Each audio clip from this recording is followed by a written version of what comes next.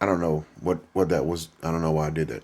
So, season 2, episode 7, The Wire, titled Backlash. Wow. So after getting over the loss of a character from the last episode, this one things are brewing. I feel like it's gonna something's earth shattering. It's gotta happen the way they're setting this up. I mean, so to give you an overview of this episode, let's see here.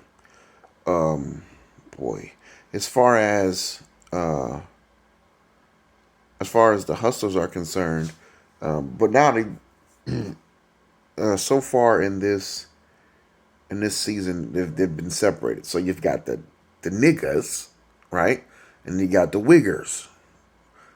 What was it, wiggers? Because I'm not using the hardy R. Anyway, you got they've done it essentially. They've separated it by race, but the mannerisms and the choice of hustle, I guess, wouldn't necessarily be associated with people of darker, well, melanin rich. I'll put it that way. The N word's been thrown around a little bit, but at this point, I'm, geez, I don't know where to stand on that word being used in TV. I mean, it's like I don't know. I have to get back to you on that. But anyway, um, we've got yeah. So they've divided it, but there's a connection. It's all coming full circle. No, I don't think it's coming full circle. I feel like old faces are starting to pop back up in this new season. So you've got, I think I've lost track of what I'm about to say. So you got to divide in between the white guys and the black guys, right? But not necessarily a bad divide. Not yet, I don't think. You've got, they're both dealing in drugs, but on two different sides of town, I feel like. Well, on different sides of town. And you've got older faces from the first season coming back in and getting drugs from the Connect and Sabaka. I'm going to always remember that name now, the last name anyway. So you've got his father, his father and son, but the son's basically operating outside of the father's net, but the father and the son are working together to get their money. I mean, they're getting a lot, and they're doing it in order to process. I think it's heroin, so they're putting heroin out on the streets, which of course is one of the most addictive drugs known to man. If you've ever had painkillers or anything like that, yeah. Um, so let me see where I was going with that. Where was I going with that anyway? Uh, where was I going with that? Yeah. So try to get back to the overview. I know I'm like all over the place, but bear with me. A little sleep deprived, but I'm also happy today too. So let's see here. Um, where was I trying to go with that? I am like, I'm just preoccupied with something else in my personal life. Let me try and get this. Let me calm down, try to get this out. So, um, we've got a divide, but it's a connection to the last season with some players getting drugs from the younger Sabaka, and the older Sabaka is he's still getting paid. So I guess he's not turning a blind eye to what's happening. He just doesn't know because he's concerned with the amount of money that's coming in. And the son's playing his part with the father, but on the side, the son is taking half cash and half product, and he's reselling it. Now, his cousin, the Ziggy character, the one I felt like was a liability. I still feel like he's a liability, but they've mellowed that character's actions out in this particular episode. So I don't know. That's still up in the air. What's going to happen to him? Now I go back to the Hustler side.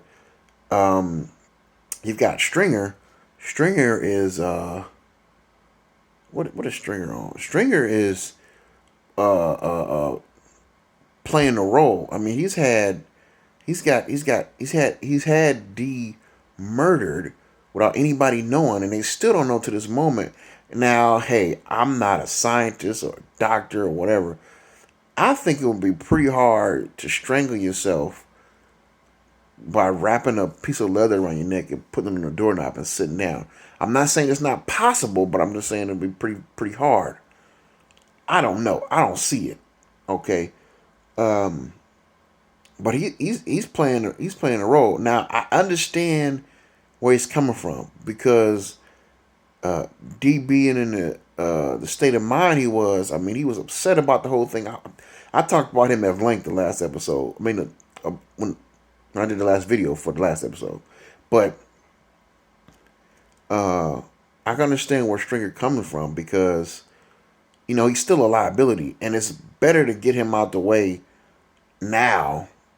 When you found out that was using, when he was using, it's better to get him out the way now, so it'd be less suspicious. It's better to do it now, but he's like that ace in your back pocket, I guess, but in a bad way because he could have always flipped again or decided. I don't know, but I felt like he was just trying to.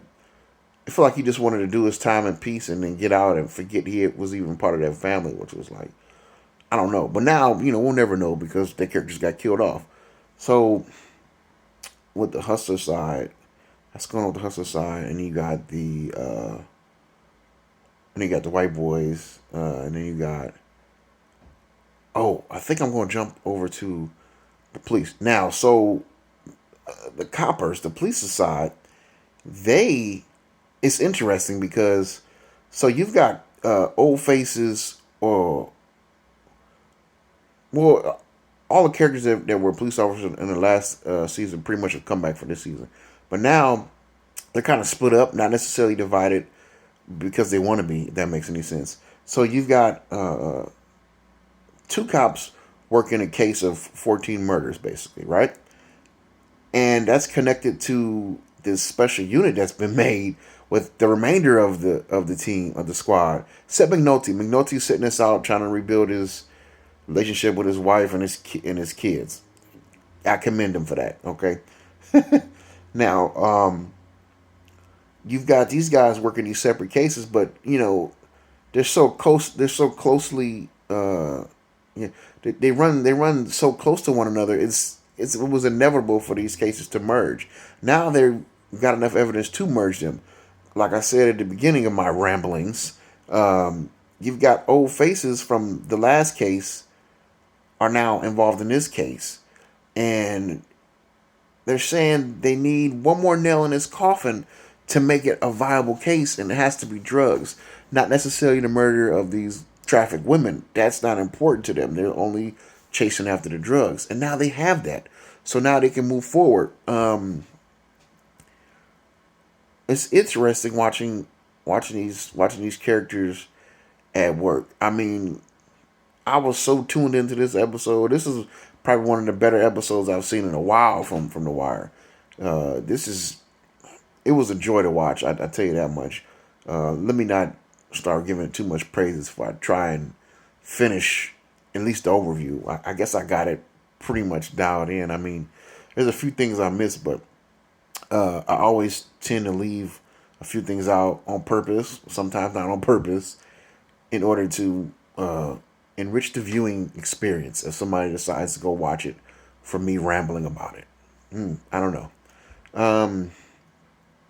What else should I tell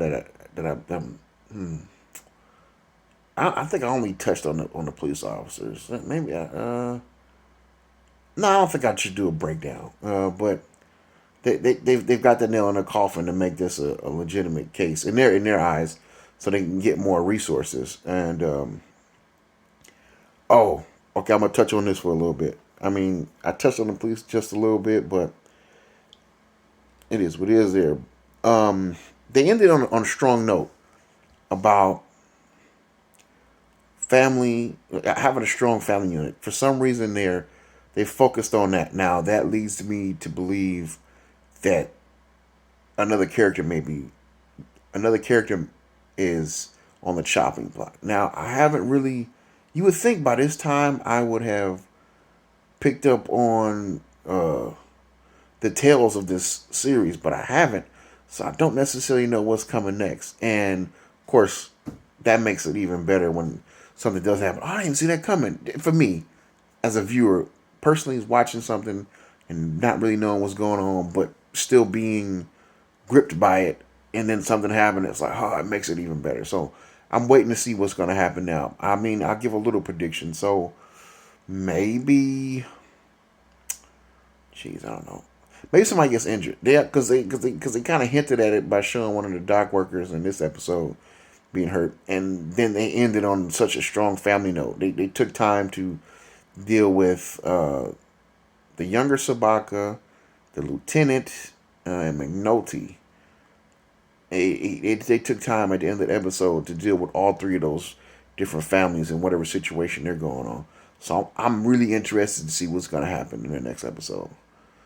Maybe a couple days, maybe tomorrow. I don't know. But I am interested. Again, I'm trying something new, so bear with me. If you enjoyed this video, I've got a whole other season of The Wire, and I've got Breaking Bad. I'm doing The Mandalorian now, and I've also just completed another movie review or recap or reaction. You know what I mean? The 3 R's, one of them. Go check them out.